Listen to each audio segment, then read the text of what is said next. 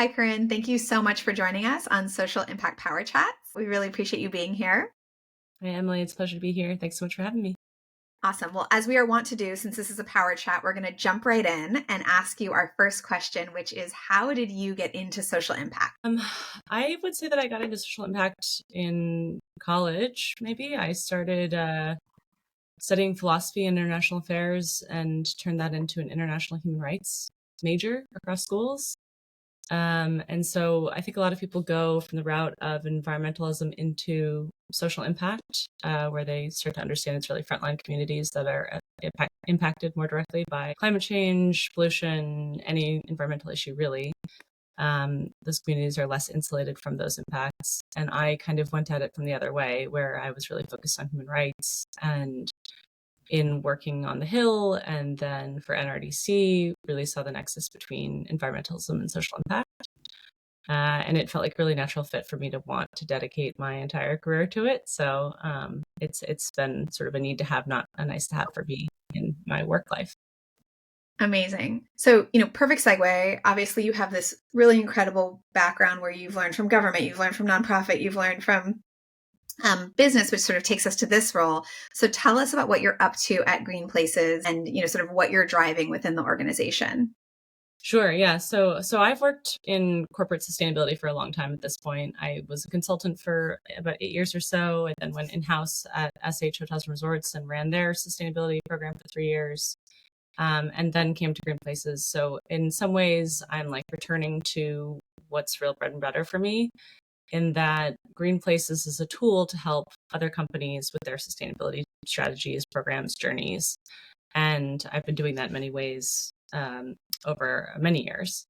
But I think what's significant to me about coming back to this type of external stakeholder providing input on what a company is doing angle is that when I was the consultant, we really had to be thoughtful and strategic about leveraging data from other companies and from market research to like news analytics, Bloomberg terminals, et cetera. It was pretty hard to source really definitive data that would give you actionable insights about what you should do as a company to reduce carbon emissions, engage your stakeholders, engage employees. And so what really excites me about GreenPlaces is that we've kind of brought that all to the fore, where we're giving companies access to their own data, helping them understand what data they do need. And then from there, what are you looking for? What not only like what insight could you draw from this, but what's the ultimate end goal of decarbonizing going to do for you as a company, and what can you do to get there? And so that's been really exciting for us here. What I'm working on specifically internally at the company is figuring out how to really make that happen. It's one thing to just do your carbon footprint. It's another to figure out how to do it efficiently, how to do it with the best primary data so that you actually can make actionable insights for a company. And then there's so much that I learned from being in-house at SH that I feel like I'm applying as an external advisor now, of just relating to how difficult it can be even when you have the insight to figure out how to implement. And I think I've got a lot of value to add there for so many different types of industries where I've seen it go awry in different ways, and I've seen it really work in a lot of ways. And so those lessons learned are now like, how do we build those into the platform?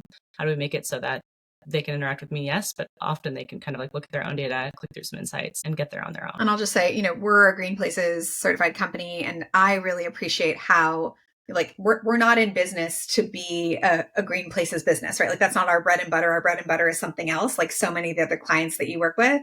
And I think for so many businesses, people, want to do it, but just getting there is too clunky and too hard. And so the fact that you all help make it really manageable, and also still, help people aspire to their best selves, not just like this is kind of the baseline, but here's how you grow and become the most sustainable version of yourself possible is totally brilliant and exactly what this moment needs. So I love everything that you all are doing and that you're leading, and that you're really bringing a rigorous lens to it. It's not like a stamp. It's an actual thing. It's amazing.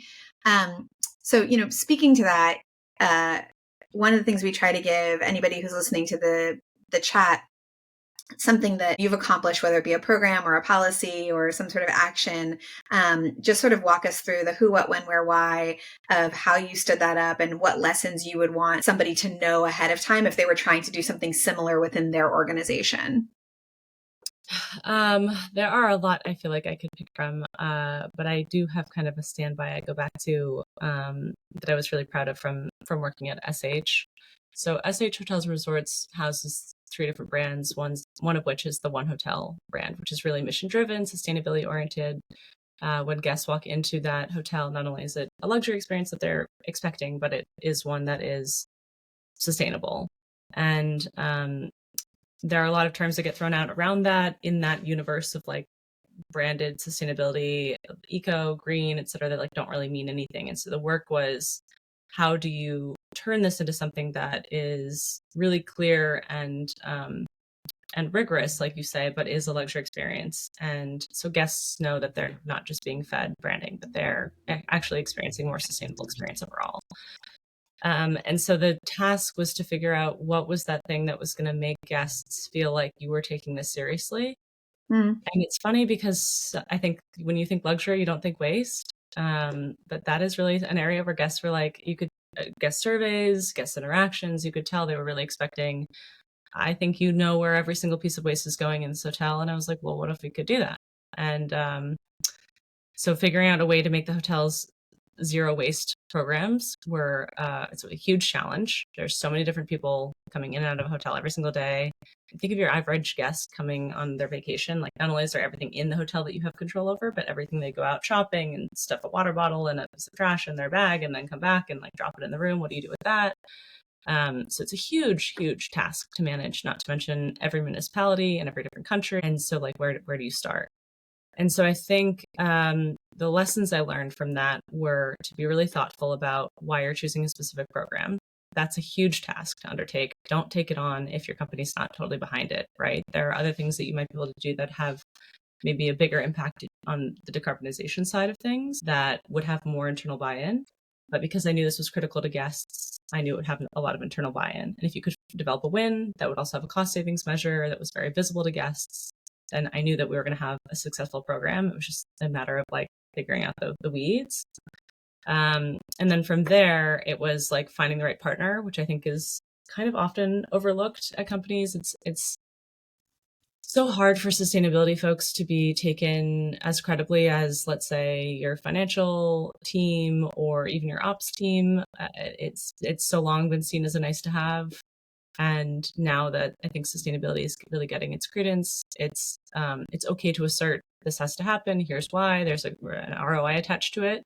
And in order to accomplish this successfully, here's the kind of partnership that I'll need in order to make it happen in this time frame.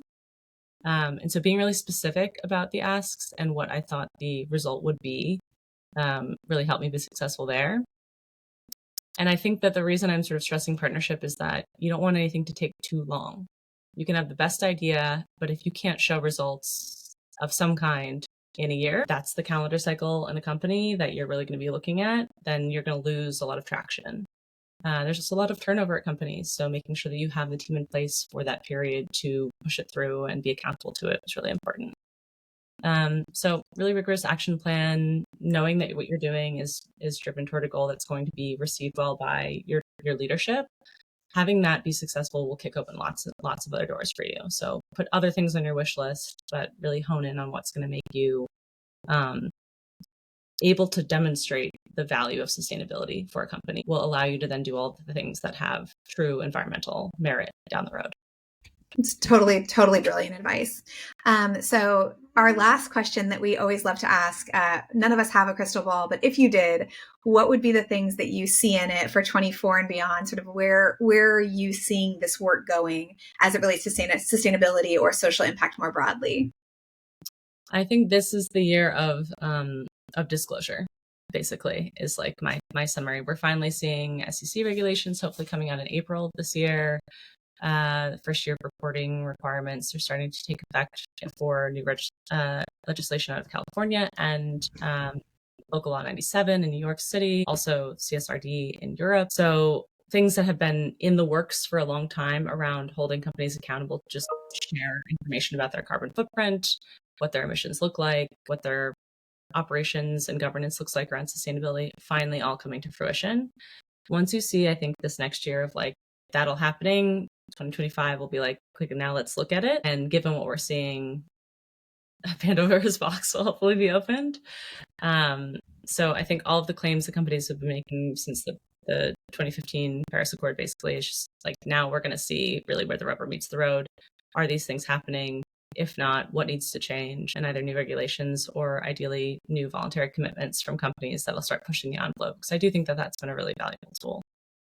I couldn't agree more. And, I think underscoring that nobody is perfect yet, that this work does take work. It takes systems and people who have know-how. So the fact that you exist, the fact that GreenPlaces exists as a resource among other, resources for companies that are going to have to show receipts, is a great thing. So it's not too early to start. I know we both enjoy working with organizations that are tackling this now, and it is really exciting to see kind of the maturity of this work coming into view. So thank you so much for joining us. Really, really great to connect. And the advice was just so right on and really practical. And I know it'll help people. So thank you for taking the time. Of course. Thank you so much for reaching out, Emily. It was lovely to connect with you, and here anytime. Appreciate it.